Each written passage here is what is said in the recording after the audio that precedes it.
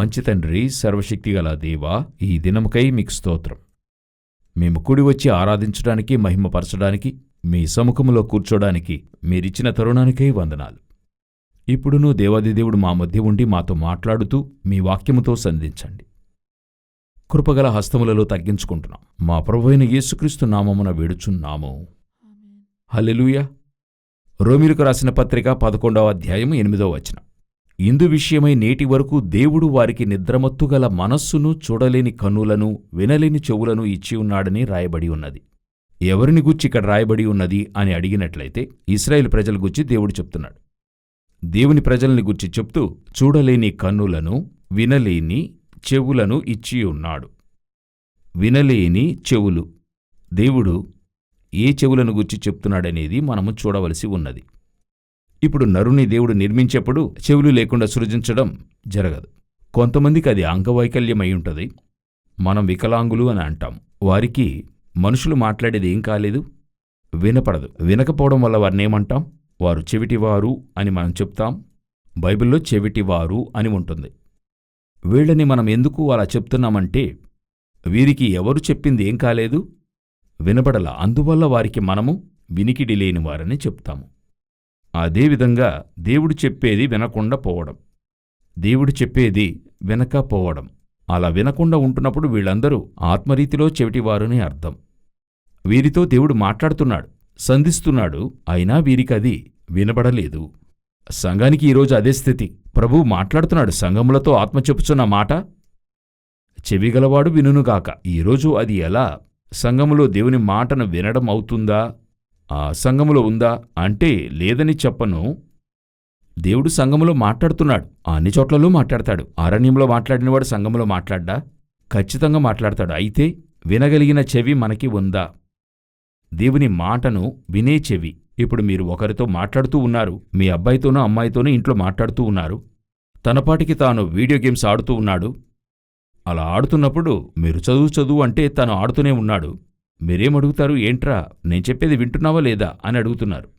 వెంటనే తనేమంటాడు? నేను వింటూనే ఉన్నాను, మీ పాటికి మీరు చెప్తుండండి. మన మట్టుకైతే ఏంటంటే మాట్లాడితే అక్కడి నుండి ఏం రావాలి? ఒక రిప్లయో, రియాక్షనో ఏదో ఒకటి రావాలి కదా. వస్తేనే కదా మనం మాట్లాడినందుకు మర్యాద ఉంటుంది. లేకపోతే ఏమీ ఉండదు, మర్యాద ఉండదు కదా. వారిపాటికి కూర్చుని ఉంటారు. కొంతమంది ఏం మాట్లాడినా వారిపాటికి కూర్చుని ఉంటారు. అడిగితే నేనే వింటున్నాను కదా అని అంటారు. వినడం అనేది ముఖ్యం. అడిగినందుకు ఏంటి రియాక్షన్, ఏంటి జవాబు, అందువల్ల వచ్చే పరిణామం ఏంటి? ఒకనికి చెవి వినపడకపోవడం, విని చేయకపోవడం ఒకటే కదా. రెండూ ఒకే విషయంగానే ఉంది కదా. ఒకనికి చెవి వినపడలేదు, మౌనంగా కూర్చునున్నాడు. వీనికి వినపడుతుంది, మౌనంగా కూర్చుంటే అప్పుడు ఏంటి వ్యత్యాసం ఉంది? ఒక డిఫరెన్సూ లేదు కదా. అయితే వీడు మాత్రం ఏం చెప్తాడు? వింటూనే ఉన్నాను, వినకుండా ఉన్నానా అని అంటాడు. అప్పుడు మన మట్టుకైతే వినే చెవి దేన్ని సూచిస్తుందంటే దేవుడు మాట్లాడుతున్నప్పుడు రెస్పాన్స్ చేయటం, దానికి జవాబు ఇవ్వడం, రియాక్షన్. అదుంటేనే ఏమర్థం? వినే చెవి. దేవుడు ఇశ్రాయేలు ప్రజలకి ఏ చెవులు ఉన్నాయట? వినలేని చెవులు ఉన్నాయట. ఒక సంభవాన్ని బైబిల్ చదువుతున్నప్పుడు చాలా ఆశ్చర్యంగా ఉంది. ఏంటంటే యేసు కూర్చున్నా, లేచినా, నడిచినా అన్నిటికీ ఒక అర్థం ఉంటుంది. దేవుని దగ్గర ఒక కారణం ఉంటుంది. చదవండి, మార్కు రాసిన సువార్త 7వ అధ్యాయం 34వ వచనాన్ని చదువుదాం. ఆకాశము వైపు కన్నులెత్తి నిట్టూర్పు విడిచి ఎఫ్ఫాతా అని వానితో చెప్పాను. ఆ మాటకు తెరవబడుమని అర్థము. ఎందుకు ఆ నిట్టూర్పు విడిచి? ఆయనే స్వస్థపరిచేవాడు. యేసుక్రీస్తుకు ఒక విషయం తెలుసు. ఆయన ఏ ఒక విషయం చేసినా ముందుగానే ఏమవుతుంది బాగా తెలుసు. ఎందుకంటే యెషయా 50వ అధ్యాయం 4వ వచనం చెప్తుంది, ఆ రోజు ఆయన ఏం చేయబోతాడు అనేటువంటిది తండ్రి అయిన దేవుడు ఆనాటి ఉదయాన్నే ఏం చేస్తాడు తెలియజేస్తాడు. అప్పుడు యేసుకి బాగా తెలుసు, ఇప్పుడు ఒకరిని ఏం చేయబోతున్నాం, స్వస్థపరుస్తాము అని చెప్పి. అయితే వాక్యం చెప్తుంది యేసు నిట్టూర్పు విడిచి అని ఉంది. అప్పుడు అలా చదువుతున్నప్పుడు కొన్నిసార్లు పరిశుద్ధాత్ముడు కొన్ని ప్రశ్నలు మనల్ని అడుగుతాడు. ఎందుకు ఇలా రాయబడి ఉంది? అలా అడుగుతున్నాడంటే జవాబు చెప్తున్నాడని అర్థం. అలాంటప్పుడు అక్కడ నిట్టూర్పు విడిచి అని ఉంటుంది. ఎందుకు నిట్టూర్పు విడిచాడు అంటే దానికి ముందున్న వాక్యాన్ని చదువుదాం. ఆయన మరలా తూరు ప్రాంతములు విడిచి సీదోను ద్వారా దెకపోలి ప్రాంతముల మీదుగా గలిలయ సముద్రం నొద్దకు. ఇప్పుడు ఈయన ఎక్కడికి వెళ్ళొస్తున్నాడంటే అన్యజనుల మధ్యకు వెళ్ళొస్తున్నాడు. ఎక్కడికి వెళ్ళొస్తున్నాడు? అన్య ప్రాంతముల మధ్యకి వెళ్ళొస్తున్నాడు. ఆ ప్రాంతంలో తూరు, సీదోనంతా అన్యజనుల ప్రాంతాలు. అలా వెళ్ళి ఆ పట్టణాలకు వెళ్ళి పరిచర్య ముగించుకుని వస్తున్నాడు. అక్కడికెళ్తే మంచి ఓపెనింగ్ ఉంది, రిజల్ట్ ఉంది. బాగా గమనించారంటే బైబిల్లో ఇశ్రాయేలు ప్రజలు అడిగేది ఒకవైపు ఉంటుంది, అయితే అన్యులు అడిగేది బావుంటుంది దేవునికి. అదే ప్రభువు ఎప్పుడు చెప్తుంటాడు, అన్యులొచ్చి ఎంతో శ్రద్ధాశక్తులతో అడుగుతూ ఉంటారని చెప్పి. అప్పుడు బాలుడైన యేసునెత్తుకొని సిమియోను చెప్పే మాట చూస్తే మొదట అన్యులను గురించే చెప్తాడు. అన్యజనులకు వెలుగు అంటే ఏంటి అర్థమని అడిగితే, ఈ అన్యజనులు ప్రభు మాటను బాగా అంగీకరిస్తున్నారు. అన్యులంటే ఇశ్రాయేలీలు కానివారు దేవుని మాట బాగా అంగీకరిస్తున్నారు. అట్లే వారికి చక్కగా వాక్యం అందుతుంది. ఇప్పుడు ఈయన తిరిగి ఎక్కడికొస్తున్నాడు? గలిలయలోనికి వస్తున్నాడు. అలా వస్తున్న వేళలో వాక్యం చెప్తుంది, లోనికి వస్తున్న వేళ చెవిటివాడు ఉన్నాడు. ఎవరు? దేవుని జనం అంటే ఇశ్రాయేలు ప్రజల్లో ఒకడు ఎలాగున్నాడు? అప్పుడు ఎంటర్ అవుతున్నప్పుడే, ఇది మీరు స్పిరిచువల్గా గమనించినట్లయితే ఈయన మాట ప్రజలందరికీ వెళుతుంది. అయితే ఈయన ఏ ప్రజల కొరకు పంపబడ్డాడో ఆ ప్రజల చెవి ఎటువైపుగా ఉంది? వినని చెవులుగా ఉన్నాయి. అట్లే లోనికి వస్తున్నాడు. లోనికి వచ్చిన వెంటనే చెవులు అలాగున్నాయి. అందువల్ల దేవుడు చెప్తున్నాడు, నిట్టూర్పు విడిచి. ఎందుకు ఆ నిట్టూర్పు అంటే, అంతమంది నా మాటలు వింటున్నారు, ఎవరు వినలేదు. ఇశ్రాయేలు ప్రజలు వినలేదు, చెవులు మూయబడి ఉన్నాయి. ఇందుకే వాక్యం చెప్తుంది, యేసు నిట్టూర్పు విడిచి. పలు సమయాలలో ప్రభువు యొక్క స్వరము ఆ అన్యజనులకు వినపడుతుంది, దేవుని ప్రజలకు వినపడటం లేదు. దేవుడు చెప్పేది లోకస్తులకి వినపడుతుంది కొన్నిసార్లు. మన వాళ్ళని అడగండి, కోవిడ్ వచ్చిందని ఏం చెప్తారు? లేదు, మనం కేర్ఫుల్గా ఉండాలండి, మనం హ్యాండ్ వాష్ కొనాలండి, మాస్క్ వేసుకోవాలండి, అప్పుడైనా దైవభీతి వాళ్ళకి రాదు. దేవుని మాట వస్తున్నప్పుడు సొంత ప్రజల కంటే అన్యులకు బాగా రీచ్ అవుతుంది. అయితే సొంత ప్రజలు ఎలాగున్నారు? చెవి మూయబడి ఉంది. దేవుని వాక్యం చెప్తుంది, వినలేని చెవులను ఇచ్చి ఉన్నాడని చెప్పి. ఈరోజు అదే పరిస్థితి. సంఘములోనూ ఇదే జరుగుతుంది. ఆత్మదేవుడు ఎందుకు పర్టికులర్గా ఆ మాట చెప్తున్నాడంటే, ఆత్మ సంఘములకు చెప్తున్న మాట, ఎందుకప్పుడు సంఘములో ఉన్నవారికి చెవులు లేవా అంటే, చెవులు ఉన్నాయి, వినే చెవి లేదు. ఏది మాట్లాడినా చెవి బంధించబడి ఉంది. కొన్నిసార్లు మనకేమనిపిస్తుంది, ఒక సేవకుడు చక్కగా ప్రసంగం చేసి అన్నీ చేసి ఒక 15 ఏళ్ల తర్వాత సంఘములో వృద్ధి లేకపోతే, సంఘము ఆ స్థాయికి వెళ్ళలేకపోతే, ఈరోజు అదే పరిస్థితి. దానికి కారణం ఏంటంటే, వినలేని చెవులు ఇక్కడ ఉన్నాయి. దేవుడు చెప్పిన ఏంటంటే, ఒక కాలఘట్టము తర్వాత ఏమవుతుందని అడిగినట్లయితే మనకది రొటీన్ అయిపోతుంది. చూడండి, ఇదే ఈనాటి సంఘ పరిస్థితి. సంఘములో కూర్చునున్నాం, వింటున్న చెవులున్నాయా? దేవుని మాట వినబడునంతగా మనము తెరిచి ఉంచామా? దానికేంటి కారణమంటే, మనకట్లే రొటీన్ అయింది, అలవాటైంది. అట్లే అలాగే కూర్చుని ఉంటూ కొందరికి ఆ వాక్యము లోనికి వెళ్ళనంటోంది. వాక్యము వెళ్ళకపోతే అది ఆత్మీయ వినికిడి, ఆత్మీయ ఆ చెవి బంధించబడింది. అదే దేవుడు చెప్తున్నాడు, వారికి ఆ వినలేని చెవులను దేవుడు వారికిచ్చి ఉన్నాడు. దీనికి ఏంటి కారణమని మీరు అనుకుంటున్నారు? దానికి ఏంటి కారణమంటే, అదే జనులు, ఇశ్రాయేలు ప్రజలు అలాగున్నారంటే వాక్యములో చదవండి. నిర్గమకాండము 20వ అధ్యాయం 19వ వాక్యం చదవండి. నీవు మాతో మాటలాడుము, మేము విందుము. దేవుడు మాతో మాటలాడిన ఎడల మేము చనిపోవుదుము. వాళ్లే చెప్తున్నారు చూడండి. ఏం చెప్పారు? దేవుడు మాతో మాట్లాడినా, ఇప్పుడే ఫస్ట్ దేవుడు మాట్లాడుతున్నాడు. ఎప్పుడు మాట్లాడటం ఆపాడంటే, మీరు బాగా గమనిస్తే మన దేవుడు మనతో మాట్లాడాలని ఇష్టపడుతున్నాడు, మనతో మాట్లాడాలని ఇష్టపడతాడు. మొట్టమొదటిగా దేవుడు ఆదాముతో మాట్లాడాలని ఇష్టపడ్డాడు. మాట్లాడాలనుకుని వస్తున్నాడు తోటలోనికి. ఆయన స్వరం విన్న వెంటనే వారు ఏం చేశారంట? దాగుకున్నారట. తోటలో సంచరించుచున్న దేవుడైన యెహోవా స్వరము విని తోట చెట్ల మధ్య భయపడి దాక్కొంటిని. ఏంటి కారణము? ఆ స్వరం ఎలాగుండింది? భయంగా ఉండింది. ఆ స్వరం వింటానికి ఎలాగుంది? చాలా భయంగా ఉండింది. అందువల్ల నాకు ఆ స్వరం వద్దు. ఇప్పుడు ఇదే సంభవమే దాదాపు 2000 సంవత్సరాల తర్వాత జరుగుతుంది. ఇప్పుడు మోషే ద్వారా దేవుడు మాట్లాడుతున్నాడు. ఆ సంభవం చూడటానికి ఎంతో జైజాంటిక్గా ఉంది. ఉరుము మెరుపు అంతా వస్తుంది. అట్లే కొండ మీద దేవుడు దిగుతున్నాడు. ఇప్పుడు కూడా దేవుడికి ఏంటి ఆశ? ప్రజలతో మాట్లాడాల. మన దేవుడు చూడండి, తోట మధ్యలోనికి వచ్చి వారిని వెదుగుతున్నాడు. ఆదాము, నీవు ఎక్కడ ఉన్నావు? ఎందుకంటే చల్లపూట ఆ ఒక్కొక్క మాట వెనుక ఎంతో అర్థముంది. చల్లపూటను తోటలో సంచరించుచున్న దేవుడు అంటే ఏంటంటే, దేవునికి సంచరించడం అంటే చాలా ఇష్టం. ఆదామును కలుసుకోవడానికి వచ్చాడు. ఆ ఆలోచన అంతటితో వదిలిపెట్టలేదు. కారణమేంటంటే, ఫస్టే అప్సెట్ అయ్యాడాయన. ఆదామా, నీవు ఎక్కడ ఉన్నావు? అంతటితో దాక్కున్నవాడే. తిరిగి 2000 సంవత్సరాల తర్వాత దేవుడు మోషే ద్వారా మాట్లాడుతున్నాడు. ఇప్పుడు ప్రజలతో నేను మాట్లాడతాను. ఎందుకంటే 2000 సంవత్సరాలుగా స్టాప్ అయింది. ఎవరో ఒకరిద్దరితో మాట్లాడుతున్నాడు. ఒకటి హానోకు, ఆ తర్వాత నోవాహు, అబ్రహాము, ఇలా మాట్లాడుతున్నాడు. ఇప్పుడు ప్రజలందరితో మాట్లాడాలని ఆశపడ్డాడు. వచ్చి దిగుతున్నాడు. కొండ మీద జైజాంటిగా దిగిన తర్వాత ఆ సన్నివేశం చూసిన వెంటనే వీరు చెప్పారు, మీరు మాతో ఏం చేయొద్దు, మాట్లాడద్దు. ఎంతటి దుఃఖమై ఉంటుంది దేవునికి! ఎంతటి దుఃఖమో చూడండి. దేవుడు మాతో మాట్లాడద్దు, మోషేని మాట్లాడనిమ్ము. అంతే. దేవుడు మోషేతో చెప్తాడు, నువ్వు ఏం చెయ్యి, నేను మీ మధ్యలో వాసం చేయడానికి నువ్వేం చెయ్యి, ఒక గుడారము కట్టు. ఎంత ఆశో చూడండి. నేను మీ మధ్య వాసం చేయాలి, నేను మీతో మాట్లాడాలి. ఒక సాధారణమైన మనిషికి ఒక సరాసరి ఆశ ఉంటుంది గదా, అది ఎక్కడి నుండంటే దేవుని నుండి వచ్చింది. మనలాగా ఆయన ఆశపడాలా? ఆయన ఆశే మనకుంది.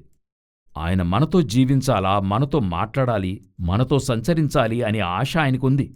బైబిల్లో 7 విధాలుగా దేవుడు మనతో ఉండాలని ఇష్టపడతాడు. సంచరించాలని, మాట్లాడాలని, నివసించాలని, ఈ విధంగా 7 ఉంటాయి. వీటన్నిటిలో నుండి మానవుడు దేవునికి దూరమయ్యాడు. అట్లే ఆ ఎడబాటు వచ్చింది. అందులో ఒకటే దేవుణ్ణి మాట్లాడొద్దు అని చెప్పింది. ఆనాటితో దేవుడు మాట్లాడటం ఆపాడు. అట్లే స్టాప్ అయింది.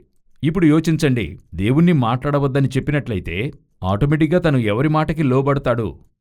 మోషే మాటకే చెవి యొగ్గుతాడు. ఏది చెప్పినా మోషే చెప్తే ఏం చేస్తాడు? నమ్ముతాడు. మోషే చెప్తే చేస్తాడు. ఇప్పుడు దేవునికి వేరే దారే లేదు. ఎవరు మీడియేటర్ ఇప్పుడు?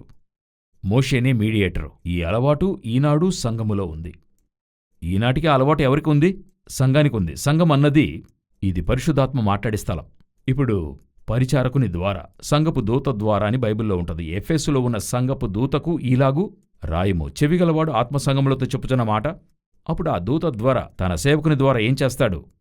మాట్లాడతాడు. అలా మాట్లాడుతున్నప్పుడు, దేవుని స్వరము వినబడుతున్నప్పుడు మనమేం చేస్తామంటే పలు సమయాల్లో దేవుడు మాట్లాడద్దు అని అంటాం. మీరనుకుంటారు, దేవుడు మాట్లాడద్దని నేనెప్పుడు చెప్పాను, అలా నేను చెప్పలేదే అని అంటే, ఈ ప్రజలు నేరుగా చెప్పారు దేవుడు మాట్లాడద్దు, మోషే మాట్లాడమని. మీరు దేవుడు మాట్లాడద్దని చెప్పలేదు. అయితే మీరు ఒక వ్యక్తిని పట్టుకుని ఉంటారు. మీరేం చేస్తారు? ఒక వ్యక్తిని పట్టుకుని ఉంటారు. మీరేం చేస్తారు? ఆయన చెప్తే సరే, ఆ దీర్ఘదర్శి చెప్తే సరే, ఈయన మనకొచ్చి ప్రార్థన చేసి చెప్తే సరే, అలా ఒక మీడియేటర్ని మీరు ఫిక్స్ చేస్తున్నారు కదా. అదే దేవునికి ఇష్టం లేని ఒక విషయం. దేవుడేం చేయాలని ఇష్టపడుతున్నాడంటే మీతోనే మాట్లాడాలని ఇష్టపడుతున్నాడు. ఒక్కొక్క విషయంలోనూ దేవుడు మీతో మాట్లాడాలనుకుంటున్నాడు. మీరడగచ్చు, దేవుడు నాతో మాట్లాడతాడా? ఖచ్చితంగా దేవుడు మీతో మాట్లాడతాడు. లోకములోనే మాట్లాడే దేవుడు ఒకడు ఉన్నాడంటే అది మనిషితో మాట్లాడే దేవుడు మన దేవుడు మాత్రమే. చక్కటి పాట సారా నవరోజు గారు రాశారు. మాట్లాడని రాయో మానో కాదు, మన దేవుడు ఎవరు? మాట్లాడే దేవుడు. అప్పుడు దేవుడు సంఘములో మీతో మాట్లాడాలని వచ్చినప్పుడు మీ చెవి వినగలిగితేనే దేవుని స్వరం వినగలరు. మీరు ఆటోమేటిక్గా ఏం కోరుకుంటున్నారంటే, ఎలాగైనా ఎవరైనా మీడియేటర్ని లోనికి తెచ్చుకుంటున్నారు. ఒక పరిచర్యనో ఒక సేవకుడినో ఆయనలోనికొచ్చి ఆయన చెప్పాలి, ఆయన చూడాలి. ఆయన ఇప్పుడు నేను చెప్తున్నాను, ఒక సేవకుని దగ్గర కన్ఫర్మేషన్ కోసం వెళ్లడం తప్పులేదు, కన్ఫర్మేషన్కి వెళ్లడం తప్పులేదు. ఇప్పుడు ఉదాహరణకి దేవుడు యెహోషువతో చెప్తున్నాడు, నిబ్బరము కలిగి ధైర్యముగా ఉండుము, నేను మోషేకు తోడై ఉండినట్లు నీకును తోడై ఉండును. చెప్పినప్పటికీ యెహోషువలో ఏముండింది? భయముంది. ఎప్పుడు ఎలాగుంటది, ఏం జరుగుతుందని. చివరికేం జరుగుతుంది? అదే మొదటి అధ్యాయంలో జనుల చేత దేవుడు మాట్లాడిస్తాడు. ప్రజలు యెహోషువతో అంటారు, నీ మాట వింటాము, నీవు నిబ్బరము కలిగి ధైర్యము తెచ్చుకొనుము. అప్పుడు ఇదొక కన్ఫర్మేషన్. దేవుడు తనతో మాట్లాడింది, ప్రజలు అంటున్నప్పుడు తనకేమనిపిస్తుంది? ఒక కన్ఫర్మేషన్. అవును, దేవుడు చెప్పున్నాడు. ఎందుకంటే ఇవి రెండూ ఒకే మాటగా ఉన్నాయి. ఇప్పుడు చూడండి, ఆ ఇస్సాకు కోసం భార్యని చూడటానికి కోసం వెళ్తారు. వెళ్ళి అక్కడ ఆమెను చూడటం అవుతుంది. వెళ్ళి రిబ్కాను తీసుకునొస్తారు.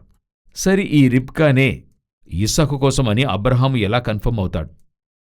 నేనడిగేది అర్థమవుతుందా? ఇప్పుడు ఆ సేవకుడు వెళ్తున్నాడు, సేవకుడు కన్ఫర్మ్ చేసుకుంటున్నాడు. ఏమని అనుకుంటున్నాడు? నేనెళ్తాను, నాకు ఏమి చేయాలి? ఆ చోట నాకు ఆ స్త్రీని చూపించండి. దానికి ఇతనొక క్రైటీరియా పెడుతున్నాడు. ఏంటంటే, ఆ బావిలోనికి దిగాలి, నీళ్లు పోయాలి, తనకి ఇవ్వాలి, ఒంటెలకు ఇవ్వాలి. ఇప్పుడు ఈయనకి కన్ఫర్మేషన్ ఉంది. ఎవరికి? ఈ సేవకునికి కన్ఫర్మేషన్ ఉంది. ఇది దేవుడు చూపిన స్త్రీయే. ఇప్పుడు వెళ్ళి అబ్రహాము ముందర ఉంచాలి. వెళ్ళిన వెంటనే అబ్రహాం అడుగుతాడు, చూడు, ఇదొచ్చి నాతో ప్రమాణం చేసినట్టుగా నా కుమారునికి భార్యగా తెచ్చావా అంటే అవునంటాడు. ఎలాగంటే, ఇలా నీళ్లు పోయాలనుకున్నా, అలాగే ఆమె ఆ నీళ్లను పోసింది, అలా నాకు కన్ఫర్మ్ అయింది అన్న వెంటనే అబ్రహాం అనుకుని ఉంటాడు, నీళ్లు పోయడం అంటే అది నీకు గుర్తు, అది ఓకే, నాతో దేవుడు మాట్లాడతాడు, దేవుడే మాట్లాడతాడు, అటువంటి కన్ఫర్మేషన్ ఏదైనా ఉందా అన్న వెంటనే ఒక కన్ఫర్మేషన్ అక్కడ చాలా బాగుంటుంది. ఏంటంటే, అబ్రహాముతో దేవుడు ఒక మాట చెప్తాడు. ఆదికాండం పుస్తకము 22:17 చదవండి. ఆ వాక్యం ఏం చెప్తుందో చూడండి. నీ సంతతి వారు తమ శత్రువుల గవిని స్వాధీనపరుచుకొందురు అని ఆశీర్వదించాడు గదా. ఇప్పుడు ఆదికాండము 24:60 చదవండి. వారు రిబ్కాతో, మా సహోదరి, నీవు వేల వేలకు తల్లివగుదువుగాక, నీ సంతతి వారు తమ పగవారి గవినిని స్వాధీనపరుచుకుందురుగాక అని ఆమెను దీవింపగా. ఇప్పుడు ఇదే మాట 22:17లో అబ్రహాంతో చెప్పిందెవరు? దేవుడు. ఇక్కడ 24లో రిబ్కాను ఆశీర్వదించిందెవరు? లాబాను. యోచించండి, లాబాను అబ్రహాముకి ఏం లేదు, ఎటువంటి సంబంధము లేదు. అలా ఒకరున్నారని ఎవరికి తెలీదు. అబ్రహాముకు తెలిసే అవకాశం లేదు. అతనెక్కడో సిరియా దేశంలో ఉన్నాడు, ఈయన కనాన్లో ఉన్నాడు. యోచించి చూడండి, ఇతను వెళ్ళి చెప్తాడు, ఈ సేవకుడు వెళ్ళి చెప్తాడు, ఈమెను దేవుడు ఇచ్చాడు, నీకిది కన్ఫర్మేషన్. ఇప్పుడు అబ్రహాముకి ఇంకా ఒక మెట్టు పైకెళ్ళి దేవుని మాట వచ్చిందా అన్నప్పుడు అలా చెప్పుకుంటూ వస్తూ ఆ ఇంటివారు వెళ్ళేప్పుడు ఆ ఇంటివారు ఈమెను ఆశీర్వదించారు. అయ్యా, ఏమని ఆశీర్వదించారు? నీ సంతతి వారు తమ పగవారి గవనిని ఏం చేస్తారు? స్వాధీనపరచుకొందురు అన్న మాట విన్నప్పుడు అబ్రహాంకి ఎలాగుంటుంది? ఇదే దేవుని యొక్క మాట. ఎందుకంటే నాతో దేవుడు దాదాపు 20 సంవత్సరాలకు ముందు చెప్పినది ఈరోజు ఎవరి ద్వారా కన్ఫర్మ్ చేస్తున్నాడు? లాబాన్ ద్వారా కన్ఫర్మ్ చేస్తున్నాడు. అలా ఇదే దేవుని మాటకైన కన్ఫర్మేషన్. ఈ విధంగా దేవుడు మీతో మాట్లాడటానికి అనేక దారులున్నాయి. అయితే మనమేం చేస్తున్నామో మధ్యలో మోషే వంటి వ్యక్తిని ఉంచుకుంటున్నాం, ఒక సేవకుని ఉంచుకుంటున్నాం, ఒక సేవకుని యొక్క పరిచర్య పెట్టుకుంటున్నాం. ఆయన మాట్లాడాలి, ఆయన అడిగి చెప్పాలి, ఒక కన్ఫర్మేషన్. ఇప్పుడు మనకెలాగైపోయింది? ఒక దేవుని మాట ఇంకొకరి ద్వారా కన్ఫర్మ్ కావడం ఓకే. అడుగుతున్నప్పుడే మీరు వెళ్ళి ఏం చెప్తారు? మాకోసం మీరు అడిగి చెప్పండి, ప్రార్థించి చెప్పండి. మా అమ్మాయికి ఈ అబ్బాయినిచ్చి పెళ్లి చేయాలనుకుంటున్నాం, మీరు కొంచెం ప్రార్థించి చెప్పండి. ఎందుకలాగా వారు చెప్పాలి? ఎందుకు మీరు ప్రార్థించడం లేదు? ఎందుకు మీరు అడగడం లేదు? దేవుని సముఖంలో ఎందుకు వేచి ఉండడం లేదు? ఎందుకంటే మీకు ఎమ్మడే ఒక మాట. దేవుడు మాట్లాడతాడా? దేవుడు ఎలా మాట్లాడతాడు? అప్పుడు ఎటువంటి ఆత్మీయ వృద్ధి జీవితం? ఇన్ని సంవత్సరాలు మీరు ఏ దేవుణ్ణి ఆరాధిస్తున్నారో ఆ దేవుని యొక్క స్వరం మీకు తెలియదు అంటే ఎంత పెద్ద మిస్టేకో చూడండి. అది మీకు పెద్దగా తెలియడం లేదు. నేను దేవుని యొక్క స్వరాన్ని విన్నారా అని అడిగితే దేవుడు మాట్లాడతాడా అని కొందరు నన్ను అడుగుతారు. మీతో దేవుడు మాట్లాడా? ఎలా ఈ ప్రశ్న వేస్తున్నారో తెలియడం లేదు. ఇప్పుడు ఒక తండ్రి తన బిడ్డతో మాట్లాడకుండా ఉంటాడా? ఒక వరుడు వధువుతో మాట్లాడకుండా ఉంటాడా? ఒక సహోదరుడు తన సహోదరితో మాట్లాడకుండా ఉంటాడా? వారి స్వరం తెలీదా? ఫోన్ తీసిన వెంటనే అడుగుతాం కదా, మీ చెల్లెలు మీ అక్క స్వరం వినగలుగుతున్నారు కదా, తల్లో తండ్రో స్వరం తెలుసు కదా, బిడ్డల స్వరం తెలుస్తుందంటే దేవుని స్వరం తెలిసి ఉండాలి కదా. ఈరోజు మనకు అదెందుకు తెలియకుండా పోతుందంటే చెవులు మూయబడి ఉన్నాయి. మన స్వరం మనుషుల స్వరానికి మాత్రమే చెవియొగుతుంది. మోషే మాట్లాడని, దేవుడు మాతో మాట్లాడద్దు. అనేకసార్లు మీరు ఇలా చెప్పడం మిస్ అవుతుంది. మోషే అయితే అది ఓకే, కరెక్ట్గా వచ్చి చెప్తాడు. మోషే యొక్క ఆసనం మీద ఏలీ వచ్చి కూర్చుంటే ఎలాగుంటుంది? దేవుడు చెప్తున్నాడు, వారు మోషే యొక్క ఆసనం మీద ఉన్నారు, వారు చెప్పింది వినమంటున్నాడు. ఇప్పుడు మోషే ఆసనం మీద ఎవరొచ్చి కూర్చున్నారు? అహరోను సంతతిలో చివరికి వచ్చింది ఎవరు? ఏలీ వచ్చి కూర్చున్నాడు. ఇప్పుడు ఏలీ చూడండి, హన్నా వచ్చి ప్రార్థిస్తూ ఉంది. ఆమె హృదయం నుండి కుమ్మరించి ఏం చేస్తుంది? ప్రార్థిస్తూ ఉంది. ఈయన అనుకున్నాడు ఆమె తాగి గొనుకుతుందని చెప్పేసి. ఎందుకంటే ఈయన నోరు చూసే సేవకుడు, మనసు చూసేవాడు కాదు. అట్లే చూస్తూ ఉన్నాడు. ఎంతవరకు నీవు మత్తురాలవై ఉందువు అంటాడు. త్రాగిందనుకున్నాడు. ఎంతవరకు ఇలా కూర్చునుంటావు, లేచి వెళ్ళువు అని అంటాడు. ఆమె పర్వాలేదు, సహనంతో జవాబు చెప్తుంది. ఏం చెప్తుందంటే, అది కాదు నా ఏలినవాడా, నా ఆత్మని యెహోవా సన్నిధిని కుమ్మరిస్తున్నా, నాకు పిల్లల్లేరు. వెంటనే ఏమంటాడు, నువ్వు క్షేమంగా వెళ్ళుము. ఈరోజు ఇలాంటి సేవకులే జాస్తి. మీరు ఇలాంటి వ్యక్తి దగ్గర ఎలా దేవుని చిత్తాన్ని తెలుసుకుంటారు? ఇలాంటి ఒక వ్యక్తి దగ్గర దేవుని చిత్తాన్ని ఎలా తెలుసుకుంటారు? అప్పుడు మన చెవులు ఎవరి స్వరానికి వేచి ఉన్నదనేది ముఖ్యం. మీరు you are choosing a wrong one. మీరు మోషేని చూస్ చేసుకున్నా పర్వాలేదు, పాత నిబంధన. ఇప్పుడు కొత్త నిబంధనలో మీరు మోషేని చూస్ చేయకుండా వేరింకెవరో చూస్ చేస్తున్నారు. ఒక్కొక్కరు ఒక్కొక్క పరిచయని పట్టుకుని ఉన్నారు, ఒక సేవకుని పట్టుకుని ఉన్నారు. నేను ఆ సేవకుని కొరతగా చెప్పను. ఆ సేవకుడు తన పరిచర్య కోసం ప్రార్థిస్తున్నాడు. కొన్ని సమయాల్లో ఆయనకి దేవుడు చెప్పింది మీకొచ్చి చెప్తున్నాడు. మీరు వెంటనే ఆయని భవిష్యత్తు చెప్పేవానిగా మారుస్తున్నారు. యేసుప్రభు దగ్గర ఒక ల్యాండ్ సమస్య ఉంది, అది సాల్వ్ చేయమంటే మీ మీద తీర్పరిగా నన్నెవడు నియమించాడో అని అడుగుతాడు. ఈరోజు చాలామంది అలాగే ఉన్నారు చర్చ్లో. ఏ ఒకటైనా ఆయన దగ్గర అడుగుదాం, ఆయనతో చేద్దాం. కూర్చుని మీరు దేవుని దగ్గర అడగండి. దేవుడు మీ ఇంటిలో మీతో మాట్లాడటానికి వెయిట్ చేస్తూ ఉన్నాడు. దేవుడు మీ ఇంటిలోనే మీతో మాట్లాడటానికి దేవుడు వెయిట్ చేస్తున్నాడు. మొదట మీరు తలుపు మూసి ప్రార్థిస్తేనే కదా మాట్లాడతాడు. బైబిల్ చదివేది లేదు. ఇప్పుడు బాగా గమనించండి, బైబిల్ చదివితే దేవుడు వాక్యం ద్వారా మాట్లాడతాడు. ఇప్పుడు ఆ సేవకునితో దేవుడు కార్యం జరిగించాడన్నందుకు అబ్రహాముకున్న కన్ఫర్మేషన్, నాకివ్వబడిన వాక్యము, లాబాను చెప్పిన వాక్యము, రిబ్కాను గురించి ఒకే వాక్యం, చెప్పింది ఒకే వాక్యం. ఇదే దేవుని యొక్క మాట, ముగిసింది. ఆ విధంగా దేవుని యొక్క మాట ఇక్కడ ఉంది. లేదా దేవుని యొక్క స్వరాన్ని వినగలము. నేనెప్పుడు చెప్తా, మరి దేవుడు మీతో మాట్లాడటానికి 7 విధాలున్నాయి బైబిల్లో. 1000 దారులున్నాయి. ఎంతో ప్రాముఖ్యంగా 7 విధాలున్నాయి. మొదటిగా దేవుడు ముఖాముఖిగా మాట్లాడతాడు మీతో. మీరు ఆత్మీయ రీతిలో బాగా ఉంటే దేవుడేం చేస్తాడు? ముఖాముఖిగా మాట్లాడతాడు. మోషేతో ముఖాముఖిగా మాట్లాడాడు. అది మోషేనండి. క్రొత్త నిబంధనలో వాక్యం చెప్తుంది 500 మందికి పైగా ఆయన దర్శనమిచ్చాడు. మీతోనూ మాట్లాడటానికి దేవుడు శక్తిమంతుడై ఉన్నాడు. హల్లెలూయా. లేదు, దానికంటే కొంచెం ఆత్మీయ స్టాండర్డ్ కొంత తక్కువగానే ఉంది. దేవుని స్వరాన్ని మాత్రమే మీరు వినగలరు. సమూయేలు సమూయేలు అని పిలిచాడు. సౌలా సౌలా అని పిలిచాడు. దేవుని స్వరాన్ని ఏం చేయగలము? వినగలము. లేదు, ఇంకా కొంచెం ఆత్మీయ జీవితం ఇంకా కొంత తక్కువగా ఉంది, నేను ఆ స్థితికి ఇంకా దేవునిలో ఎదగలేదు అని చెప్తే దేవుడు తన వాక్యం ద్వారా మీతో మాట్లాడతాడు. వేదవాక్యంతో ఏం చేస్తాడు? మీతో మాట్లాడతాడు. ఆయన మాట వెల్లడి అవుతుంది. ఇది చదువుతున్నప్పుడు సమయానికి తగిన మాటలు దేవుడు ఇస్తాడు. ఆ విధంగా పరిశుద్ధాత్మని ఇలాగా కరెక్ట్గా మాట్లాడే వారే లేరు. నేను మరి ఇన్ని సంవత్సరాలుగా నన్ను బ్రతికింపజేసిన దేవుని కృప, దేవుని వాక్యమే. నాకు తగిన సమయానికి వాక్యం ఇస్తాడు. అన్ని పరిస్థితుల్లోనూ చెప్తున్నా. ఎటువంటి పరిస్థితుల్లోనూ ఒక వాక్యాన్ని ఇస్తాడు. ఈ వాక్యానికి ఒక మహాత్మ్యం, పవరుంది. ఏం తెలుసా? అది ఎంతటి పెయిన్ అయినా ఒక నిమిషంలో రిమూవ్ చేస్తుంది. అది మీరు ఫీల్ చేయగలరు. ఎంత దుఃఖమైనా దేవుని సమూహానికి వెళ్ళండి, ఆయన మీకు ఒక వాక్యాన్నిచ్చి బయటికి పంపుతాడు. మీరు బయటికి వచ్చేప్పుడు మొత్తం మీలో మారి ఉంటుంది. ఆ వాక్యానికి మాత్రం అంత హీలింగ్ పవర్ ఉంటుంది. ఆ వాక్యం అలా మారుస్తుంది. ఎంతమంది గాయపరిచి మీరు కన్నిటితో విడినా గాని ఈయన ఒక మాట చెప్పి పంపుతాడు. అది అట్లే ఆదరణగా ఉంటుంది. ఒకవేళ మీకు తిరిగి దుఃఖం వస్తే మరలా మాట్లాడతాడు. అది నేను గ్రహించాను. దేవుని వాక్యానికి అంత శక్తి ఉంది. సరే, అంతగా నేను ధ్యానించే అంతగా చదవడం రాదు, నేను చదవలేను. సరే, 4వ దారి ఉంది. దేవుడు దీర్ఘదర్శుల ద్వారా మాట్లాడతాడు. దీర్ఘదర్శులంటే వెదకి వెళ్ళక్కర్లేదు. పాత నిబంధనలాగా మీ సంఘానికి వెళ్ళండి. మీ సంఘములో దేవుడు ప్రవచనం ద్వారా మాట్లాడతాడు. ఎందుకంటే క్రొత్త నిబంధన ప్రకారం క్రీస్తు శరీరము క్షేమాభివృద్ధి కోసం ఆయన ప్రవక్తలను ఉంచాడు. మీలో సంఘానికి వచ్చిన ఎంతమంది ఇక్కడ నార్మల్ మెసేజే ఇస్తాము, అయితే వారు చెప్తారు, కరెక్ట్గా దేవుడు మాతో మాట్లాడాడండి. ఆ రోజు ఏం ఎదురు చూశామో అది దేవుడు మాతో మాట్లాడారు. వీరేదో ప్లాన్ చేసి మాట్లాడిందంత కాదు, వీళ్లపాటికి ఏదో మాట్లాడెళ్తారు. అది దేవుడు ప్రవచనంగా మారుస్తాడు. ఇది 4వది. 5వది ఇంకోటి ఉంది. మీరొకవేళ ఇంకా కొంత దేవునితో సన్నిహితంగా ఉన్నారంటే దేవుడు దర్శనం ద్వారా మాట్లాడతాడు. దేవుడేం చేస్తాడు? దర్శనము చూడగలరు. అది మీరు మాత్రం చూస్తారు.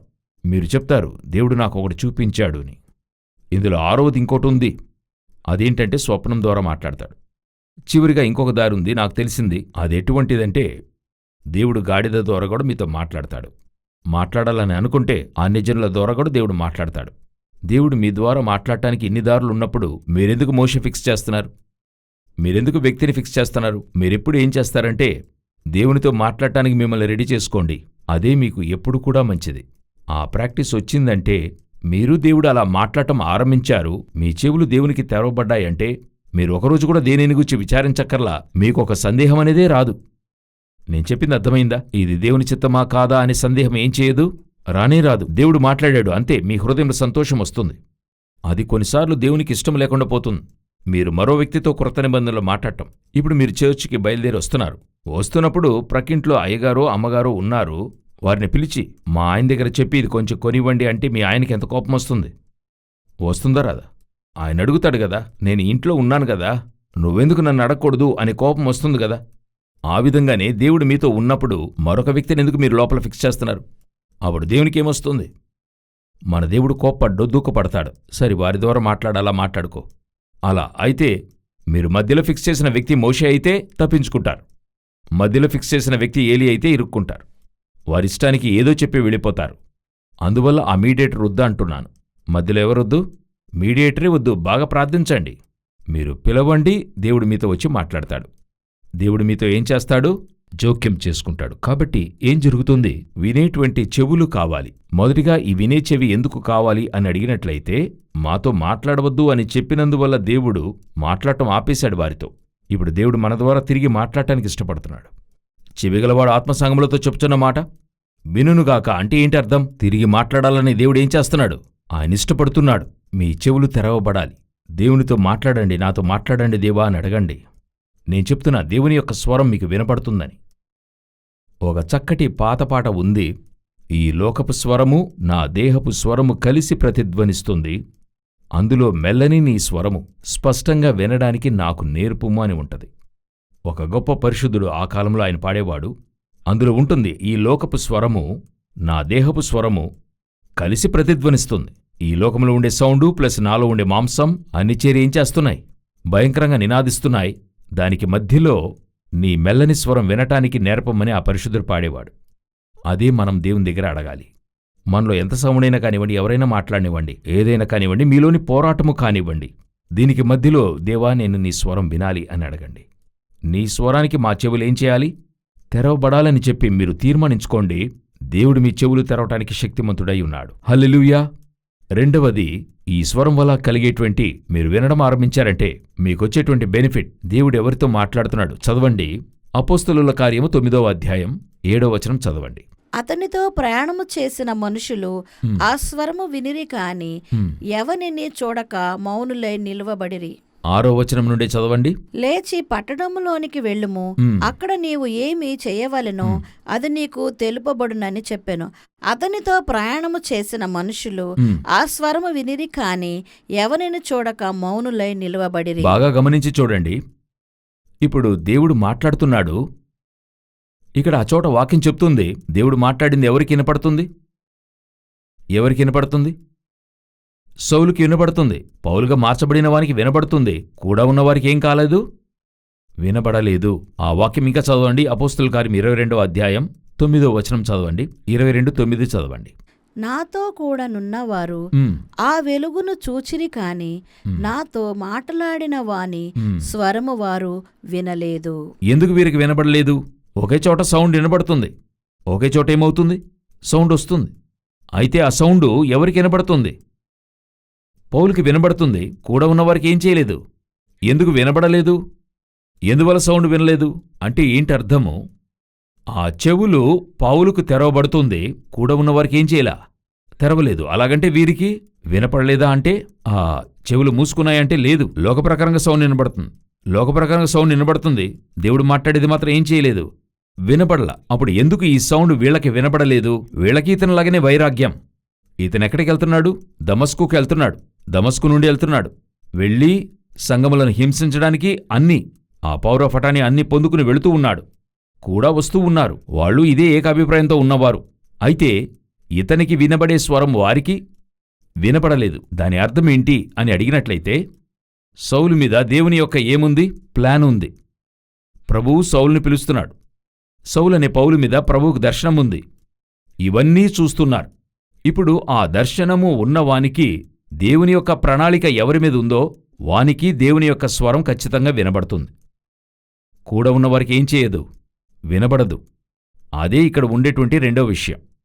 పలు సమయాలలో మీకు వినబడే, మీకు అర్థమయ్యే విషయం మీ కూడా ఉన్నవారికి అర్థం కాదు. కొన్నిసార్లు మీ వల్ల అది ఎక్స్ప్లెయినూ చేయలేరు. అది ఎందుకని మనకి అర్థమే కాదు. ఒకే సందేశాన్నే మనం విని ఉంటాం. మన దగ్గర దేవుని స్వరం బయలుపడి ఉంటది. మనతో దేవుడు మాట్లాడుంటాడు. అయితే కూడా కూర్చున్న వారిని అడిగితే అందులో వానికి ఏమీ తెలీదు. ఆ విషయంలో నేను పలు సమయాలు దేవుని ప్రార్థన చేసేప్పుడు ఇలాగే అడుగుతాను, ప్రభువా ఈ సందేశం వారికి అర్థం కావాలని ప్రార్థిస్తా. నా ప్రార్థన పాయింట్స్లో ఒకటి, నేను మాట్లాడేప్పుడు వారికి ఈ సందేశం ఏం కావాలి? అర్థం కావాలి. ఎందుకంటే ప్రిపరేషన్ ఎవరు కావాలన్నా చేయొచ్చు. బైబిల్ చదివేవారు చేయొచ్చు, ధ్యానించిన వారు చేయొచ్చు, థియాలజీ చేసిన వారు చేయొచ్చు, ప్రిపరేషన్ ఎవరన్నా చేయొచ్చు. అయితే ప్రెజెంటేషన్ పరిశుద్ధాత్మ దగ్గరే ఉంది. అది గ్రహింపచేసేది ఉంది గదా, అదే చాలా ఇంపార్టెంట్. ఆ విధంగానే చాలా ప్రసంగాలు, దేవుని యొక్క మాటలు, ఇక్కడ ప్రెజెంటేషన్ అంతా కూడా చేయబడుతుంది. కానీ ఆ ప్రెజెంటేషన్ అర్థం కావాలి గదా, ఆ మాట మీలోనికి వెళ్ళాలి గదా, అది పరిశుద్ధాత్మ చేతిలోనే ఉంది. మనం అనుకుంటాం కానీ ప్రిపరేషన్ చేయాలి. కొందరు చెప్తారు, తగిన సమయంలో దేవుడు తన మాటనిస్తాడు, మీరేం మాట్లాడాలో చింతించద్దు, పరిశుద్ధాత్ముడు సహాయపడతాడని వీరు సిద్ధపడరు. అది దేవుడు చూసుకుంటాడు అని చెప్తారు. అయితే బైబిల్ చెప్తుంది, యుద్ధ దినానికి గుర్రము ఆయుధపరుచుటకద్దు గాని రక్షణ యెహోవా అధీనం. మనం చేయవలసిన ప్రిపరేషన్ చేస్తూ ఉండాలి. అయితే మీరు ఆనుకున్నదేదో మీరు చేసిన ప్రిపరేషన్ మీద కాదు, ఎవరి మీద ఆధారపడి ఉండాలి? దేవుని మీద ఆధారపడి ఉండాలి. ఎందుకంటే ఆ ప్రెజెంటేషన్ ఆయన చేస్తేనే బాగుంటుంది. అయితే ప్రిపరేషన్ మనమే చేయాలి. పలు సమయాల్లో ఈ సందేశము వారికి వెళ్ళి అర్థమవుతుంది కదా, ఆ సందేశం మాకు అర్థమవుతుంది అన్నందుకు, అదెందుకు నీకు అర్థమవుతుందంటే మీరు ఆ దర్శనములో ఉన్నందువల్ల అర్థమవుతుంది. ఇప్పుడు రాకడ గురించి చెప్తున్నాము, సంఘము ఎత్తబట్టం గురించి చెప్తున్నప్పుడు అధిక శాతం ఎవరికి అర్థం కావడం లేదు. అదంతా ఎత్తబట్టం అనేది లేదండి, అటువంటిది లేదు. యేసు బహిరంగంగా వస్తాడు, ఒప్పుకుంటామంటారు. అయితే కొంతమందికి అది బాగా అర్థమవుతుంది, వారు విశ్వసిస్తున్నారు. అప్పుడే ఒకరోజు దేవుడు నాతో చెప్పాడు, ఇన్ని ప్రూఫ్లతో ఇలా చెప్తున్నప్పుడు మనకొక ఆలోచన, ఇన్ని ప్రూఫ్లతో చెప్తున్నాం, ఖచ్చితంగా అంగీకరిస్తారంటే దేవుడు చెప్పాడు, ప్రూఫ్ కంత వాళ్ళు అంగీకరించరు. ప్రూఫ్ చూసి అంగీకరించేవారైతే ఈ పాటికి దేవుడు లోకాన్ని ఏం చేసి ఉండేవాడు? రక్షణలోకి తెచ్చుండేవాడు. యేసునాథుడు ఒకే ప్రూఫ్ను చూపిస్తాడు. ఆకాశం నుండి 2 చేతులు బయటకొచ్చి అట్లే రక్తపు చుక్కలు పడుతూ ఉంటాయి. ఆ విధంగా అరగంట చేతులు బయటకొచ్చి లోనికెళ్తే ఏంటి అర్థం? యేసుక్రీస్తు చేతులు చాపడని లోకమే చూస్తే ఆ తర్వాత ఆటోమేటిక్గా అంతమంది ఏమవుతారు? ప్రూఫ్ చూసి రక్షించబడతారు కదా. దేవుడు అలా రక్షణలోకి తేవాలనే ఇష్టపడటంలా. దేవుడు వారి ప్రూఫ్ చూసి అంగీకరించడం కాదు, హృదయం తెరిచి అంగీకరించాలి. విశ్వాసం అనేది ఏంటి? నిరీక్షింపబడు వాటి నిజస్వరూపమును అదృశ్యమని ఉన్నవనుటకు రుజువునై ఉన్నది. అటువంటి రక్షణే దేవుడు ఇష్టపడుతున్నాడు. అప్పుడు దేవుడు ఏమెదురు చూస్తున్నాడు? హృదయం లోపల ఒక పరివర్తన.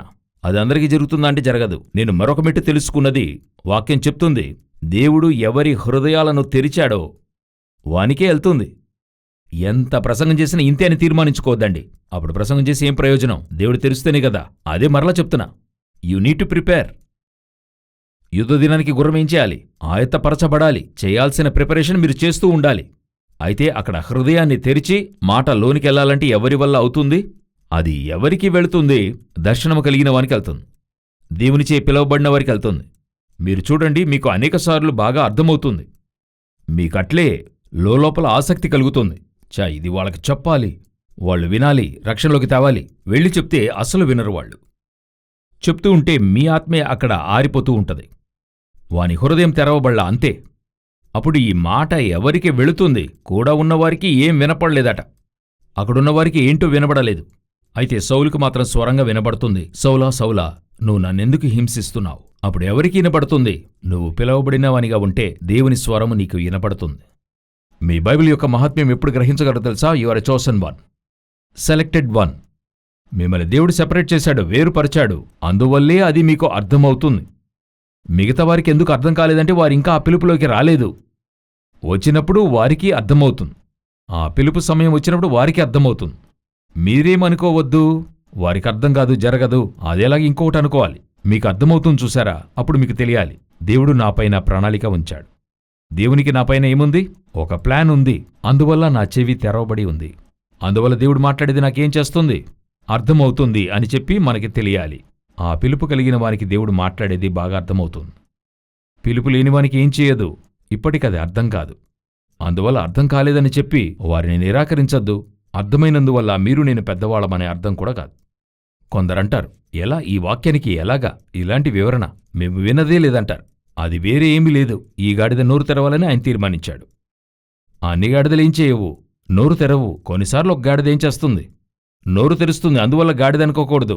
మిగతా గాడిదల్లో నేనెంత పెద్ద గాడిదనో తెలుసా అని చెప్పి అనుకున్న వెంటనే బిలాం లాగి కొడతాడు, దెబ్బ మీద దెబ్బ. అక్కడ ఆ యేసు గాడిద మీద కూర్చుని లోనికి వస్తాడు కదా. వస్తున్నప్పుడు అట్లే అందరూ గుడ్డలు విరిచి పరిచి అలా కొమ్మలన్నీ అలా పరిచిన తర్వాత గాడిదేమనుకుంటుంది? మిగతా గాడిదలకు లేని ఘనత నాకే ఇచ్చాడు. మనకోసం బట్టలు పరుస్తున్నారు, ఎలాగుందో చూడు. ఒకటి మాత్రం బాగా తెలియాలి, పైన ఒకరు కూర్చుని ఉన్నారు. దిగిపోతే ఏమాత్రం ఇక విలువ అనేది ఉండదు. అలా యోచించండి. అటు తర్వాత ఆ గాడిద ఏమైందని చెప్పేసి ఒకచోట కూడా ఉండదు. పైనున్న యేసునాథుడికే మర్యాద, కూర్చున్న గాడిదకి కాదు. ఆయన కూర్చున్నంతవరకు గాడిదకి మర్యాద ఉంది. అప్పుడు గాడిదేమనుకోవాలో తెలుసా? యేసునాథుడు దిగ్గకుండా చూసుకోవాలి భద్రంగా. ఆయన కోప్పడి దిగిపోతే ఎవరు దమిడికి విలువ కట్టరు గాడిదని. అప్పుడు దేవుడు నిన్నెందుకు చూసి చేశాడు, ఎందుకు కృపగా ఉన్నాడు, అది వేరే. అయితే దేవుడు నిన్ను గ్రహింపజేశాడు, ఆయన స్వరం వినబడుతుందంటే then you are chosen one. అది మనం తీసుకోవాలి. ప్రభువా, నీవు నన్నేం చేశావు? నీవు నన్ను కనుగొన్నావు, అందునిమిత్తము నీకు స్తోత్రం అని చెప్పి మనం వెళ్ళాలే గాని దేవుడు నాకు తెలియజేశాడు అనే అహంకారం రాకూడదు. నాకు దీని వివరణ తెలిసిందనే అహంకారం రాకూడదు. చివరిగా ఒక కార్యాన్ని చెప్పి ముగిస్తాను, చదవండి. నిర్గమకాండము 19వ అధ్యాయం 16 నుండి 19 వరకు చదవండి. 3వ నాడు ఉదయమైనప్పుడు ఆ పర్వతము మీద ఉరుములు, మెరుపులు, సాంద్రమేఘము, బూర యొక్క మహాధ్వనియు కలుగగా. ఈ వాక్యములో ఏం చెప్తుందో చూడండి. ఉరుములు, మెరుపులు, సాంద్ర మేఘము, బూర, ఒక 3 విధాలైన శబ్దాలు ఉన్నాయి. అందులో ఉరుములు, తర్వాత మెరుపులు, బూర వంటి శబ్దం అలాగుంది. ఉరుములు, మెరుపులు, బూర ఇటువంటి శబ్దాలు ఉన్నాయి కదా. యాక్చువల్గా ఇవన్నీ కూడా నార్మల్గా. ఇప్పుడు ఉరుము శబ్దం వినపడుతుందా? వర్షం పడేప్పుడు వినపడద్దా? వినపడుతుంది కదా. మెరుపు వినపడుతుందా? అప్పుడు మెరుపును చూస్తారు కదా, చూస్తారు. యాక్చువల్గా దీని వెనుక పరలోకానికి ఒక ప్రణాళిక ఉంటుంది. అది మనకు ఒక గర్జనగా ఉంది కదా. ఇప్పుడు ఆ వాక్యాన్ని చెప్తాను, చదవండి, అర్థమవుతుంది. ప్రకటన గ్రంథము 19వ అధ్యాయం 6వ వచనాన్ని చదవండి. అప్పుడు గొప్ప జనసమూహపు శబ్దమును, విస్తారమైన జలముల శబ్దమును, బలమైన ఉరుముల శబ్దమును పోలిన యొక్క స్వరము. దేవుని స్వరం ఎలాగుండింది? మరలా చదవండి. దేవుని స్వరం ఎలాగుండింది? అప్పుడు గొప్ప జనసమూహపు శబ్దమును. దేవుని స్వరం ఎలాగ ఉండింది? దేవుడే గొప్ప జనసమూహపు శబ్దముతో. రెండవది చదవండి. విస్తారమైన జలముల శబ్దమును. విస్తారమైన జలముల శబ్దము. ఇలాంటి దేవుని స్వరం. విస్తారమైన జలములంటే సునామీ వచ్చినప్పుడు శబ్దం వస్తుంది చూడండి, తుఫాను వచ్చినప్పుడు అటువంటి ఒక సౌండ్. ఆ తర్వాత బలమైన ఉరుముల శబ్దమును. మేఘాల ఘర్షణ వల్ల శబ్దం. అలాగైతే ఈ ఒక్కొక్క సౌండ్కి ఒక డిఫరెన్స్ ఉందా లేదా? ఉందా లేదా? అప్పుడు ఈ సౌండ్ వెనుక ఉన్నటువంటి దేవుని యొక్క స్వరము, అందులో ఆయన ఏం చెప్తున్నాడనేది చూడాలి. దేవుని యొక్క స్వరము మెరుపును పోలిన ఒక శబ్దంగా ఉండింది. ఒక సమూహానికి ఎటువంటిదిగా ఉండింది? ఉరుము వంటి శబ్దము. అయితే ఒకరికి ఆ ఉరుము వెనుక దేవుని యొక్క ప్రణాళిక. ఆయన మాట్లాడేది ఇతనికి అర్థమవుతుంది, వారికి ఎలాగుంది?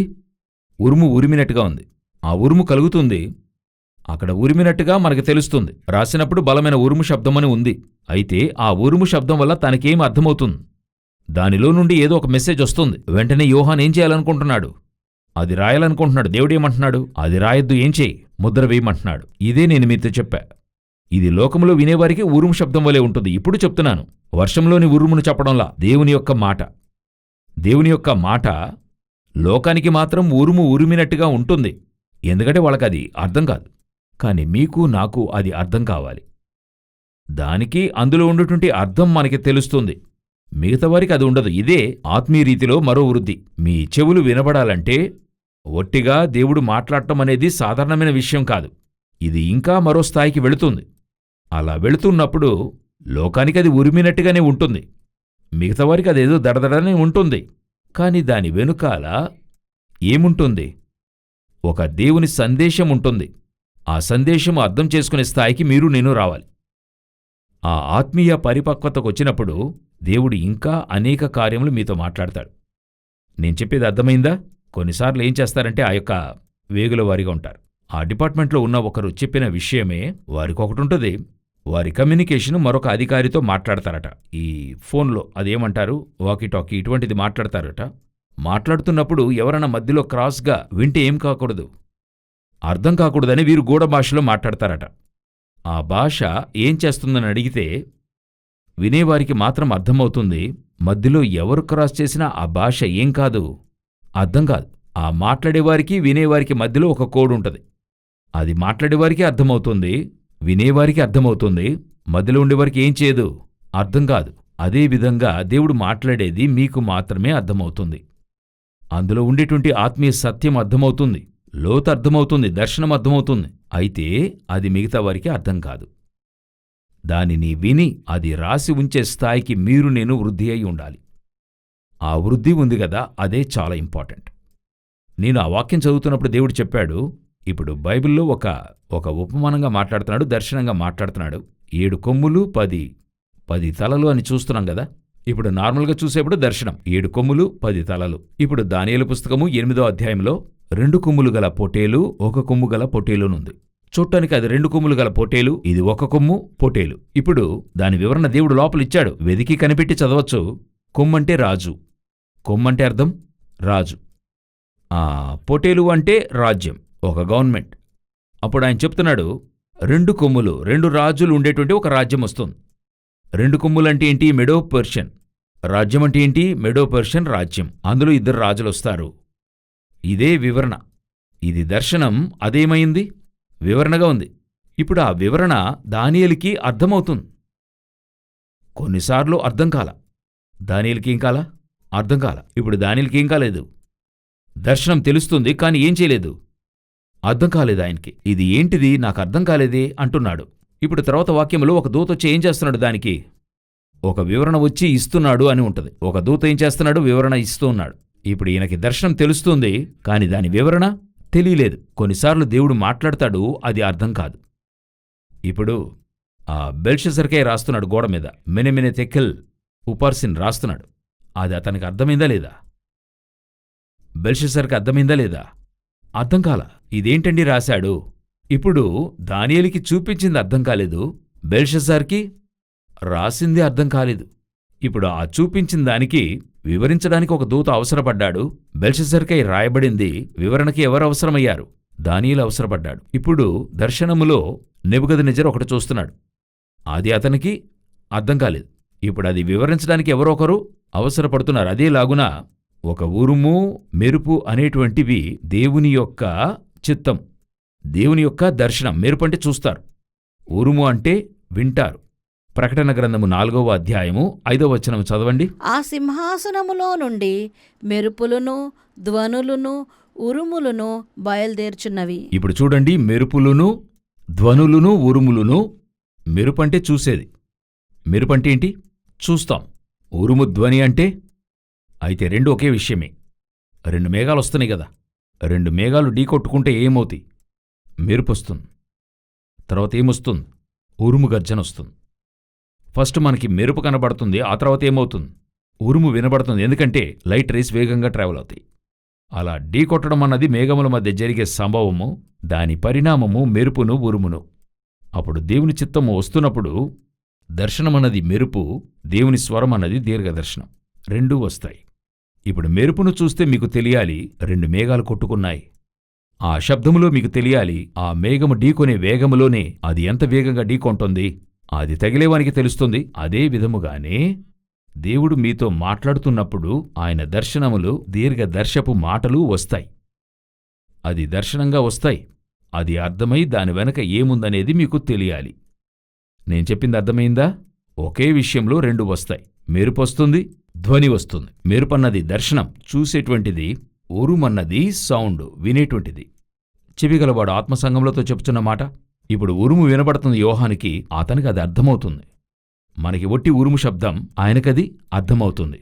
అదేవిధంగా కొందరికి అది మెరుపు. యేసుక్రీస్తు రాకడలో ఆకాశంలో ఏం కనబడుతుంది? మత్తయి రాసిన సువార్త 24వ అధ్యాయంలో 27లో చదవండి. మెరుపు తూర్పున పుట్టి పడమటి వరకు ఎలాగూ కనబడునో అలాగే మనుష్య కుమారుని రాకడయు ఉండును. ఆయన రాకడలో మెరుపు పుడుతుంది, ఉరుము వినబడుతుంది. మెరుపన్నది ఏంటి? విషన్. ఉరుమన్నది శబ్దం. ఇదే చెప్తున్నాను, ఆ సింహాసనము నుండి మెరుపును, ఉరుములును. అప్పుడు ఆ మెరుపు వెనక ఉన్నటువంటి ఆ సత్యమేంటి? యేసుక్రీస్తు యొక్క బహిరంగ రాకడ వస్తుంది. ఉరుముధ్వని ఏంటి? దేవుని యొక్క శబ్దం, దానితో వినబడేది. ఈ విధంగా ప్రతిదాని వెనుక ఏముంది? దేవునికైన అర్థం, చిత్తము, ప్రణాళిక, దర్శనం అన్నీ ఉన్నాయి. ఇది తెలుసుకునే స్థలానికి మీరు వస్తున్నారు కదా, వింటున్నారు కదా, దానికి పేరే వినే చెవి. అదే ఆత్మీయ చెవి వినబడుతుందనే అర్థం. పలు సమయాల్లో మనమేమనుకుంటున్నాం? ఆత్మీయ వినికిడి ఉందంటే ఫస్టు వినబడని చెవి ఉంది చర్చిలో, రెండవది విన్నాగాని చేయని చెవి ఉంది, మూడవది దేవుని చిత్తాన్ని తెలుసుకునే చెవి ఉంది. పరిశుద్ధాత్ముడు మాట్లాడుతున్నాడు, వింటున్నాము, దైవచిత్తం తెలుస్తుంది. దీనితో పాటు చర్చ్ ఏమైపోతుంది? ఒక సాటిస్ఫాక్షన్, తృప్తి అయిన స్థలానికి వస్తుంది. అవును, దేవుడు మాతో మాట్లాడుతున్నాడు, దేవుడు కొన్ని కార్యాలు మాకు చెప్పించాడు, మాకు వినబడింది, దేవుడు ఈరోజు నాతో మాట్లాడాడు, మంచిది లేదని చెప్పడంలా. ఇది దాటి మీ చెవులు ఇంకా కొన్ని కార్యాలు వినవలసి ఉంది. ఏది వినాలో తెలుసా? ఆకాశములో ఉన్న దేవుని చిత్తాన్ని వినాలి. మీ జీవితంలో దేవుడు మీకంటూ బయలుపరిచిన విషయాన్ని వినాలి. మెరుపు పుడుతుంది, చూడాలి, దర్శనం చూడాలి. అలా ఆత్మీయ జీవితంలో వృద్ధి చెంది వెళుతూ ఉండాలి. మీరు ఒట్టిగా ఈ క్రిందే కూర్చుని అందులోనే ఉన్నారనుకోండి, అట్లే కొంతమందిని చూస్తే ఆదివారం వచ్చి వెళ్ళిపోవడంతోనే వారి ఆత్మీయ జీవితం ముగిసిందనే తృప్తికి వస్తున్నారు. ఇదే విధంగా ఇంకెన్నో శబ్దాలు ఉన్నాయి. ఇదే విధంగా ఇంకేమున్నాయి? ఇంకా శబ్దాలు ఉన్నాయి. అదేం శబ్దమో తెలుసా? పరలోకంలో ఉన్న దేవుని యొక్క బయలుబాటు. ఇది ఆయన మినిస్ట్రీకి అవసరమైన బయలుబాటు. కొన్నిసార్లు మీ ఆత్మీయ జీవితానికి అవసరమైన బయలుబాటు. మీ చెవులు వినబడుతున్న ఇది దాటించి మరొకటి వినాలి. ఏంటో తెలుసా? దేవుని యొక్క రహస్యం పైన ఉంది. అది దేవుడు ఎవరికి బయలుపరచాలనుకుంటాడో వారితోనే మాట్లాడతాడు. వారి హృదయానికి అది అగపరుస్తాడు. ఆ స్థలానికి సంఘం వెళ్ళాలి. మీరు నేను ఆ స్థలానికి రావాలి. వచ్చినప్పుడు చూసినట్లయితే మీరు నేను ఆయన స్వరం వినేవారముగా మారిపోతాం. అప్పుడు మీకు ఈ క్రింద ఉన్న శబ్దం గొప్పగా తెలియదు. ఇప్పుడు క్రింద మీకు ఒక శబ్దం వినపడుతుంది కదా, ఈ శబ్దాలేంటి? పనికెళ్ళాలి, ఇది చేయాలి, అది చేయాలి, అవన్నీ మనం చేస్తాం. అవి పెద్దగా అనిపించవు, వాటిపాటికి క్యాషువల్గా చేస్తాం. ప్రత్యక్షపు గుడారంలో మీరు చూసినట్లయితే ద్వారమునొద్ద బలిపీఠం ఉంటుంది. బలిపీఠం మీద గొర్రెలు, ఎడ్లు, పావురాలు బలిస్తారు. బలిచ్చేప్పుడు సౌండ్ వస్తుందా రాదా? అవి అరుస్తాయా లేదా? అవి జరుగుతాయి.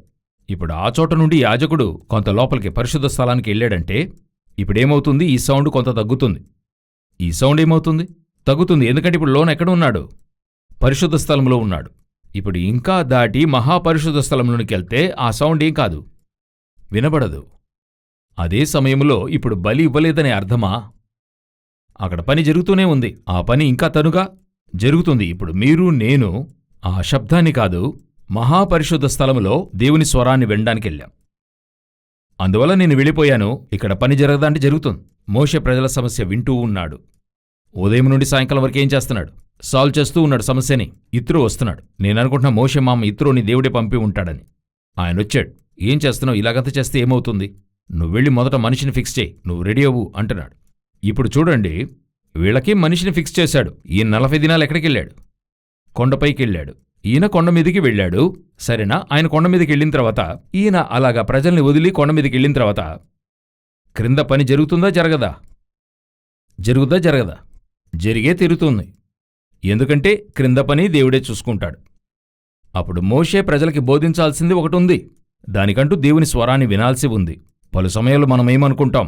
దేవునితో మనం దగ్గరగా వెళ్ళామంటే ఇక్కడెవరు చూసుకునేది? ప్రార్థనా వాక్యమాని ఉంటే కుటుంబాన్ని ఎవరు చూసుకునేది? మరి నేను చెప్తున్నా, మీరు చూడాల్సిన పని చూడండి. దేవునికి ఇవ్వాల్సిన సమయం దేవునికివ్వండి. దేవునిపై కాన్సంట్రేట్ చేయండి. దేవుని సముఖంలో వేచి ఉండండి. ఇవన్నీ వాటంతటా అవే ప్రభు జరిగిస్తాడు. ప్రభు చేస్తాడు, జరుగుతుంది. కొన్నిసార్లు మనం ఏం చేస్తాం తెలుసా? అక్కడికెళ్తే ఏమవుతుంది, ఎలాగవుతుందని యోచిస్తూ ఉంటాం. అది ప్రభు స్వరాన్ని వినకుండా ఆపుతూ ఉంటుంది. మీరు ఆ చోటికి వెళ్ళిపోండి, దేవుని స్వరం వినబడుతుంది. దీన్ని కూడా దేవుడు జరిగించడానికి శక్తిమంతుడై ఉన్నాడు. పలు సమయాలలో మనమే ప్రభు స్వరం వినడానికి అడ్డుబండగా ఉన్నాం. నిందను మోపుతూ ఉంటాము. పని పని పని పని, ఇంట్లో పని ఆ పని. వింటానికి బానే ఉంది. మీరు తీర్మానం చేయండి. మీకు అన్నిటినీ సమకూర్చి ఇవ్వడానికి ప్రభు చాలినవాడుగా ఉంటాడు. కొందరు తీర్మానించారు, ఏర్పరచనివ్వు, ఆ తర్వాత తీర్మానిస్తానంటారు. ప్రభు చెప్తాడు, మొదట నువ్వు కనానుకు వెళ్ళు, తర్వాత ఇస్సాకునిస్తానంటాడు. ఇటేమో నువ్వు ఇస్సాకివ్వు, తర్వాతే కనానుకెళ్తా. తర్వాత సూచనలు వేరే అడుగుతాడు. ప్రభువా, నువ్వు నాకు ఇస్సాకునిచ్చినట్లయితే నేను కనాన్లోకెళ్తా. ప్రభు చెప్తాడు, ఒక్కరోజు కూడా ఇవ్వను. ఏనాటికవ్వదు. నువ్వు మర్యాదగా కనాన్కెళ్ళు. అబ్రహాముని ఎందుకు దేవుడు హర్షించి కొనియాడతాడంటే ఒక సూచన అడగాడు. బయలుదేరి వెళ్తూ ఉంటాడు. రమ్మంటే వస్తాడు, వెళ్ళమంటే వెళ్తాడు. అదే ఆ ఆశీర్వాదం. మీరు ప్రభువు యొక్క స్వరం వినేవారిగా మారాలంటే జస్ట్ కొంత దేవుని సముఖంలో వెళ్ళి కూర్చోండి. ఆయన ఏం చెప్తున్నాడో వినండి, ఇంపార్టెన్స్ ఇవ్వండి. ఇక్కడ అన్నీ తమంతట జరుగుతాయి. చేయి విడిచే దేవుడు కాదు. ఆయన నడిపిస్తాడు. ఆయనకి తెలుసు. అఖిల లోకాలను నడిపిస్తున్నాడు. నీ ఒక కుటుంబాన్ని నడిపించడా? వేల వేల నక్షత్రాలు కరెక్ట్గా చుట్టి వస్తున్నాయి వాటి ట్రాక్లో. సూర్యుడు చంద్రుడు చుడుతూ ఉన్నాడు. మీ కుటుంబం చుట్టదా? ఈయన ఏదో ఆ 2 పిల్లల్ని పెంచడానికి అట్లే అలెగ్జాండర్ యుద్ధానికి వెళ్ళేట్టుగా ఆయన దగ్గర వేరే సూచనలు అడగటం, గిదెయోనులాగా అడగటం. మంచు కురవాలి, మంచు కురవకూడదు. ఆ విధంగా ఈ బిడ్డల్ని నడిపించడానికి దేవా నీ దగ్గరకు వస్తున్నా. వెళ్ళయ్యా, వెళ్ళి దేవుని సముఖములో కూర్చో. దేవుని స్వరాన్ని తెలుసుకో. ఇది దేవుడు నీకు జరిపించి ఇస్తాడు. ఇది నువ్వు చూస్తూ ఉండి నువ్వు దీని గురించి యోచిస్తూ ఉన్నావంటే ఇది నీకు జరగనే జరగదు చివరి వరకు కూడా. హల్లెలూయా. మనం 3వది ఇంకా కొంత పైకెళ్ళి దేవుని స్వరాన్ని వినేవారిగా మారాలి. ఆమెన్. మనం ప్రార్థించుకుందామా? మనం పరీక్షించుకోండి. దేవుని యొక్క స్వరాన్ని వినే చోట మీరు ఉన్నారా అనేది చూడండి. ఆయన స్వరం వినే చోటికి రావాలి మనము. క్రీస్తునొద్దకు వచ్చిన దానికి కారణమే ఆత్మీయ జీవితం కోసమే. లోకప్రకారమైన ఆశీర్వాదాల కోసం క్రీస్తునొద్దకు రావాల్సిన అవసరమే లేదండి. క్రీస్తునొద్దకు రాకుండానే లోకప్రకారంగా ఆశీర్వాదాలను కలిగి ఉన్నవారు ఎంతోమంది ఉన్నారు. నేను వచ్చింది ఎందుకంటే మనమెందుకు వచ్చాం తెలుసా? ఆత్మీయ ఆశీర్వాదాలు పొందుకోవడానికి. వాటితో కూడా ఇవియును కూడా ఇవ్వబడును. ఆత్మీయ ఆశీర్వాదాలేంటి? క్రింద ఉన్నవి కావు, పైనున్న వాటి మీదే మనసు పెట్టండి. ప్రభువా, నా కన్నులు నిన్ను చూడాలి. ప్రభువా, నా చెవులు నీ స్వరాన్నే వినాలి. నీ హృదయపు ఆలోచనలు నిన్ను తెలుసుకోవాలి. మీరు నేను సంచరించాలి ప్రభువా. ఇవన్నీ ప్రభువులో, ప్రభుతో సంచరించేదానిలో దొరికేవి. అదే ఆత్మీయ ఘనత. అందుకే మనమొచ్చాం. ఏదో ఇక్కడికొచ్చి ఇల్లివ్వండి, కారివ్వండి, ఆ అమ్మాయికి పెళ్లి చేసివ్వండి, ఆ అబ్బాయికి పనివ్వండి, మనమన్నివ్వండి, ఇవి అడక్కపోయినా దేవుడు అన్నీ ఇస్తాడు. అయితే మీరు పొందుకోవలసిన ఉన్నతమైన ఆశీర్వాదం పొందుకోకుండా పోతున్నారు. మిమ్మల్ని నమ్ముకుని పరలోకం ఎన్నో విషయాలను ఉంచింది. పరలోకం మీకు చెప్పాల్సిన విషయం, చూపించాల్సిన విషయం, నడిపించాల్సిన విషయం చాలా ఉన్నాయి. నువ్వు ఇంకా వీటి వెనుకే పరిగెత్తుతూ ఉన్నావంటే పరలోకం మిమ్మల్ని ఉంచుకుని చేయవలసిన కార్యము చేయలేదు. పరలోకాన్ని గూర్చి అనేక కార్యాలు దేవుడు మాట్లాడాలనుకుంటున్నాడు. చాలామంది అడుగుతూ ఉన్నారు, దీనికేంటి వివరణ? ఈ వాక్యానికేంటి వివరణ? కొన్నిసార్లు దేవుని చిత్తం ఏంటి? ఇది చేయొచ్చా లేదా? వీటన్నిటికీ బదులుంచుకొని మీ దేవుడు మీ ప్రక్కనే కూర్చునున్నాడు. అయితే మీరే దాని వినే చోట లేరు. మీరే లేరు. మీరు మోషేని వెతుకుతూ ఉన్నారు. మోషే యొక్క ఆసనంలో కూర్చుండే వ్యక్తిని వెతుకుతూ ఉన్నారు. మోషే మాట్లాడనిమ్ము అంటున్నారు. దేవుడు మాట్లాడవద్దు అంటున్నారు.